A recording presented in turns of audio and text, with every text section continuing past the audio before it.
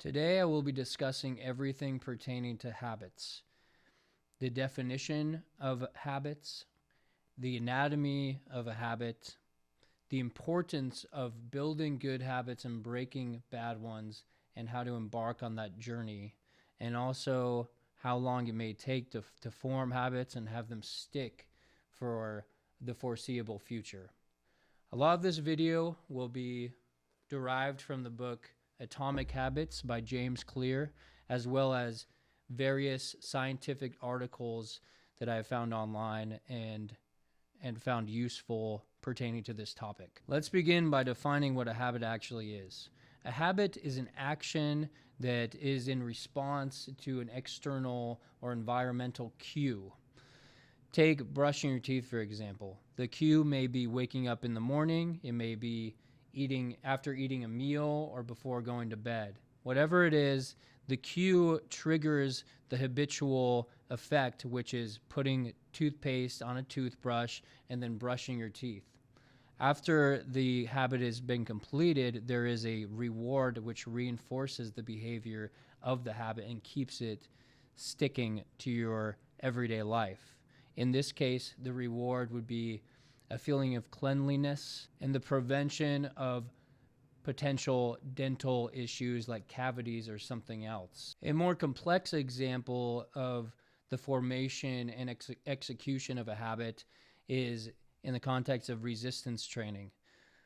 The cue for resistance training might be having your workout clothes out, putting your workout clothes on, and then the action would be getting in your car, driving to the gym, and then performing the actual workout. It may be in certain steps like warm up, resistance training, cool down. Afterwards, the reward of this would be improved body composition, increased strength, increased muscle mass, a better feeling of well-being, etc. The deliberate formation of positive habits are extremely important because your habits ultimately dictate where your life is going. Over 40% of our everyday life is actually the effect of habits, of you just doing the same automatic behavior over and over. Think about when you get into a car. It's probably automatic for you to be putting on your seatbelt. It's something that we don't think about, and it's something that over time compounds into long-term benefits. If you were to stretch every day for 5 minutes, over the course of weeks or years, you'd become vastly more flexible. If you never did any of that, then you would never reach those goals. This can also go into a negative aspect. For example, smoking over the course of a long time. Having one cigarette may not have that much of an impact, but over the course of years or decades, it could eventually lead to lung cancer and even death. I believe that the key to long-term success in any area of life is ultimately comes down to consistency. And there's nothing that creates more consistency than building good habits. Remember, motivation is fleeting, discipline can only stretch for so long, but habits can last forever if they are built with integrity and strength. In order to efficiently build good habits and break bad ones, it's important to consult the 4 laws of behavior change, which is number 1, make it obvious, number 2, make it attractive, number 3, make it easy, and number 4, make it satisfying. If you are following all these laws, then it will give you a system for building good habits and destroying bad ones. Let's start with the first law, which is making it obvious.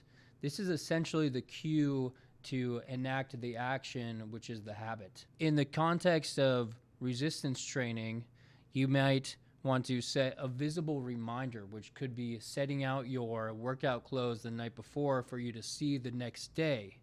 This will trigger the cue, which will allow you to initiate the action of beginning your workout program. The next law, making it attractive, is all about getting you to stick to the action of, for example, resistance training. If you make the action of doing that habit more enjoyable, then you are more likely to stick with it later down the road.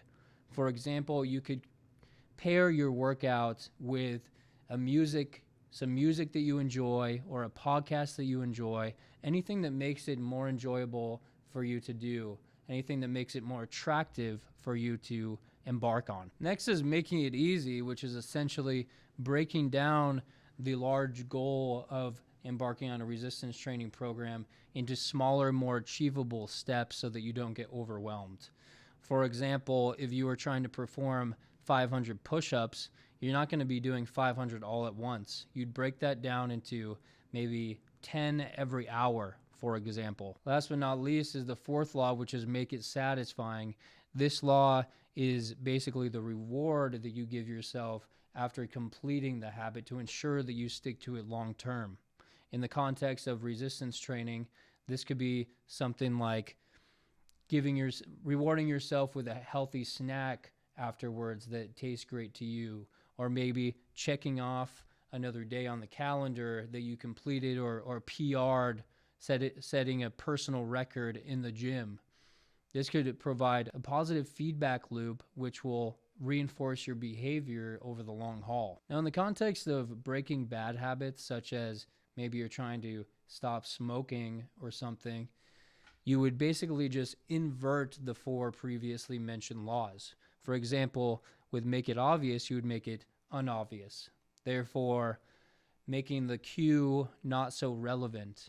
If you only smoke around your friends who smoke, or you only smoke when you have a cup of coffee, consider eliminating the cup of coffee or not spending time with those friends under those certain circumstances. For the rest of the laws, like make it attractive, you would want to make it unattractive to smoke. For example, instead of focusing on the immediate reward of smoking, like a rush or something, you would focus on the long-term health benefits of not smoking or the long-term detriments of smoking.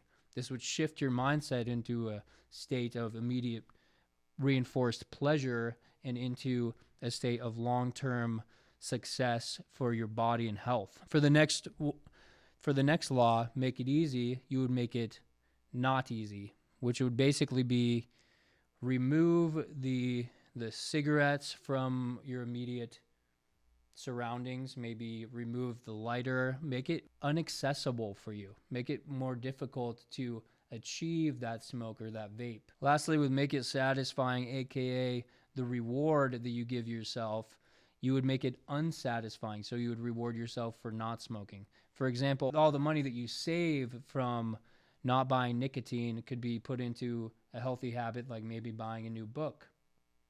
You could also reward yourself on each milestone of quitting with some sort of healthy habit.